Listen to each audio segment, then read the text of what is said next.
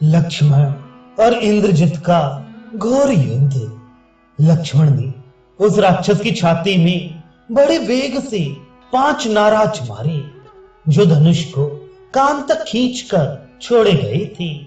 सुंदर पंखों के कारण अत्यंत वेग से जाने वाले और प्रज्वलित सर्प के समान दिखाई देने वाले वे बाण उस राक्षस की छाती पर सूर्य की किरणों के समान प्रकाशित हो रहे थे। लक्ष्मण के बाणों से आहत होकर रावण कुमार रोष से आग बबूला हो उठा। उसने अच्छी तरह चलाई हुई 3 बाणों से लक्ष्मण को भी घायल करके बदला चुकाया। एक ओर पुरुष सिंह लक्ष्मण थे तो दूसरी ओर राक्षस सिंह इंद्रजित। दोनों युद्ध स्थल में एक दूसरे पर विजय पाना चाहते थे। उन दोनों का वह तुमुल संग्राम महाभयंकर था। वे दोनों भी पराक्रमी, बल संपन्न, विक्रमशाली, परम दुर्जय तथा अनुपम बल और तेज से युक्त होने के कारण अत्यंत दुर्जय थे। जैसे आकाश में 2 ग्रह टकरा गए हों, इसी तरह वे दोनों भी परस्पर जूझ रहे थे। उस युद्ध स्थल में वे इंद्र और वृत्रासुर के समान दुर्दृश जान पड़ते थे। वे महामनस्वी नरश्रेष्ठ तथा राक्षस प्रवर भी जैसे 2 सिंह आपस में लड़ रहे हों, उसी प्रकार युद्ध करते थे और बहुत से बाणों की वर्षा करते हुए युद्ध भूमि में डटे हुए थे। दोनों बड़े हर्ष और उत्साह के साथ एक दूसरे का सामना करते थे। तदनंतर दशरथ नंदन शत्रुसूदन लक्ष्मण ने कुपित हुए सर्प की भांति लंबी सांस खींचते हुए अपने धनुष पर अनेक बाण रखे और उन सबको राक्षस राज इंद्रजित पर चलाया। उनके धनुष की डोरी से प्रकट होने वाली टंकार ध्वनि सुनकर राक्षस राज इंद्रजित का मुंह उदास हो गया और वे चुपचाप लक्ष्मण की ओर देखने लगा। रावण कुमार इंद्रजित का मुंह उदास देखकर विभीषण ने युद्ध में लगे हुए सुमित्रा कुमार से कहा, महाबाहु, इस समय रावण पुत्र इंद्रजित में मुझे जो लक्षण दिखाई दे रहे हैं, उनसे जान पड़ता है कि निसंदेह इसका उत्साह भंग हो गया है।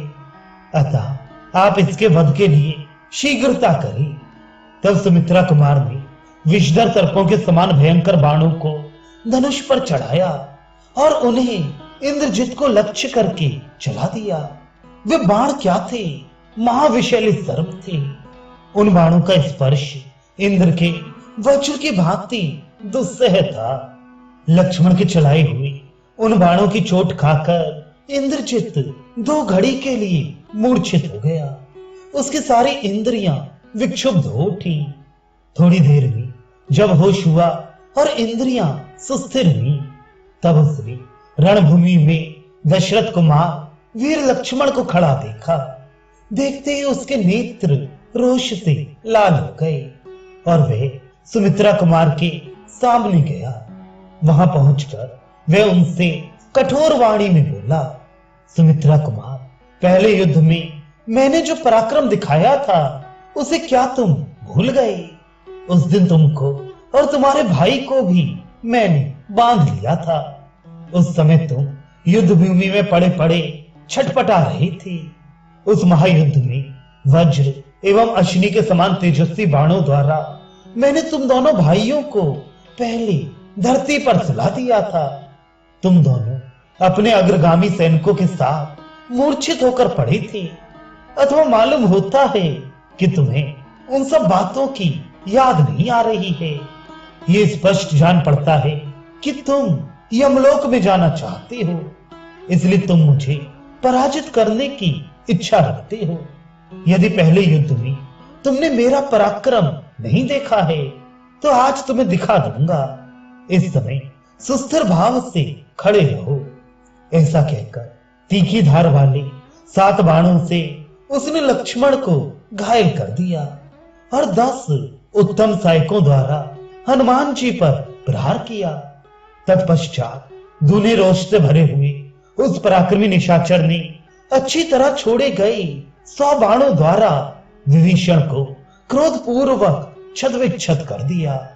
इंद्रजित द्वारा किए गए इस पराक्रम को देखकर श्री राम के छोटे भाई लक्ष्मण ने उसकी कोई परवाह नहीं की और हंसते हंसते कहा, ये तो कुछ नहीं है। साथ ही उन नरशेष लक्ष्मण ने मुख पर भय की छाया तक नहीं आने दी। उन्होंने युद्ध स्थली में कुपित हो भयंकर बाण हाथ में लिए और उन्हें रावण कुमार को लक्ष्य करके चला दिया। फिर वे बोले, निशाचर, रणभूमि में आए हुए शूरवीर इस तरह प्रहार नहीं करते। तुम्हारे ये बाण बहुत हल्के और कमजोर है, इनसे कष्ट नहीं होता, सुख ही मिलता है। युद्ध की इच्छा रखने वाले शूरवीर सम्रांगण में इस तरह युद्ध नहीं करते हैं। ऐसा कहते हुए धनुर्धर वीर लक्ष्मण ने उस राक्षस पर बाणों की वर्षा आरंभ कर दी। लक्ष्मण के बाणों से इंद्रजित का महान कवच, जो सोने का बना हुआ था, टूटकर रथ की बैठक में बिखर गया। मानो आकाश से ताराओं का समूह टूटकर गिर पड़ा हो। कवच कट जाने पर नाराजों के प्रहार से वीर इंद्रजित के सारे अंगों में घाव हो गए। वे सम्रांगण में रक्त से रंजित हो प्रातः काल के सूर्य की भांति दिखाई देने लगा।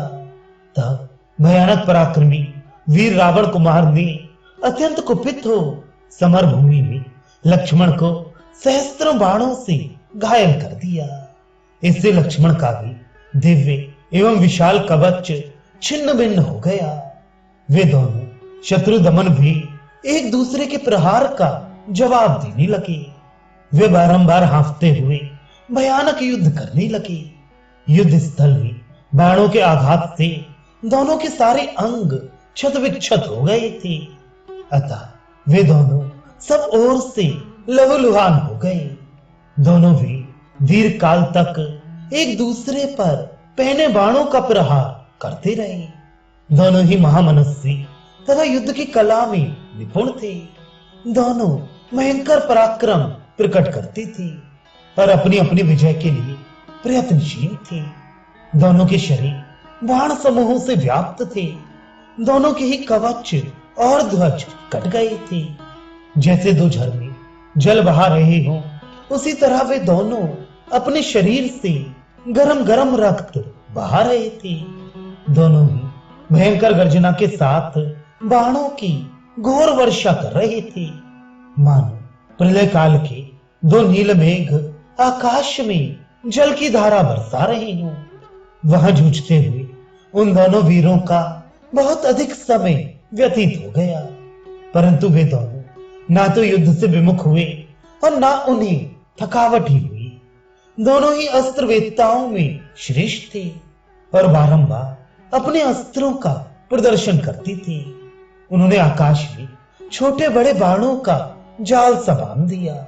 वे मनुष्य और राक्षस दोनों भी बड़ी फुर्ती के साथ अद्भुत और सुंदर ढंग से बाणों का प्रहार करते थे। उनके बाण चलाने की कला में कोई दोष दिखाई नहीं देता था। वे दोनों घोर घमासान युद्ध कर रहे थे। बाण चलाते समय उन दोनों की हथेली और प्रत्यंचा का भयंकर एवं तुमुल नाद पृथक पृथक सुनाई देता था, जो भयंकर वज्रपात की आवाज के समान श्रोताओं के हृदय में कंप उत्पन्न कर देता था। उन दोनों रणोन्मत्त वीरों का वे शब्द आकाश में परस्पर टकराते हुए दो भयंकर महावेगों की गड़गड़ाहट के समान सुशोभित होता था। वे दोनों बलवान योद्धा सोने के पंख वाले नाराजों से घायल हो शरीर से खून बहा रहे थे। दोनों ही यशस्वी थे और अपनी अपनी विजय के लिए प्रयत्न कर रहे थे। युद्ध में उन दोनों के चलाई हुई स्वर्णमय पंख वाले बाण एक दूसरे के शरीर पर पड़ते रक्त से भीगकर निकलते और धरती में समा जाते थे। उनके हजारों बाण आकाश में तीखे शस्त्रों से टकराते और उन्हें तोड़कर टुकड़े टुकड़े कर डालते थे। वे बड़ा भयंकर युद्ध हो रहा था। उसमें उन दोनों के बाणों का समूह यज्ञ में गार पत्ते और आवनीय नामक दो प्रज्वलित अग्नियों के साथ बिछे हुए कुशों के ढेर की भांति जान पड़ता था।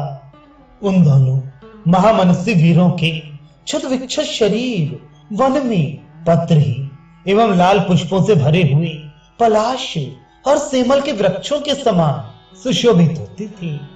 एक दूसरे को जीतने की इच्छा वाले इंद्रजित और लक्ष्मण रह रहकर बारंबार भयंकर मारकाट मचाते थे। लक्ष्मण रणभूमि में रावण कुमार पर चोट करती थी और रावण कुमार लक्ष्मण पर। इस तरह एक दूसरे पर प्रहार करते हुए वे वीर थकते नहीं थे। उन दोनों वेगशाली वीरों के शरीरों में बाणों के समूह धस गए। इसलिए वे दोनों महापराक्रमी योद्धा, जिन पर बहुत से वृक्ष उगाए हों, उन दो पर्वतों के समान शोभा पाते थे। बाणों से ढके और खून से भीगे हुए उन दोनों के सारे अंग जलती हुई आग के समान उद्दीप्त हो रहे थे। इस तरह युद्ध करते करते उन दोनों का बहुत समय व्यतीत हो गया, परंतु वे दोनों ना तो युद्ध से विमुख हुए और ना उन्हें थकावट ही हुई। युद्ध के मुहाने पर पराजित न होने वाले लक्ष्मण के युद्ध जनित श्रम का निवारण तथा उनके प्रिय एवं हित का संपादन करने के लिए महात्मा विभीषण युद्ध भूमि में आकर खड़े हो गए।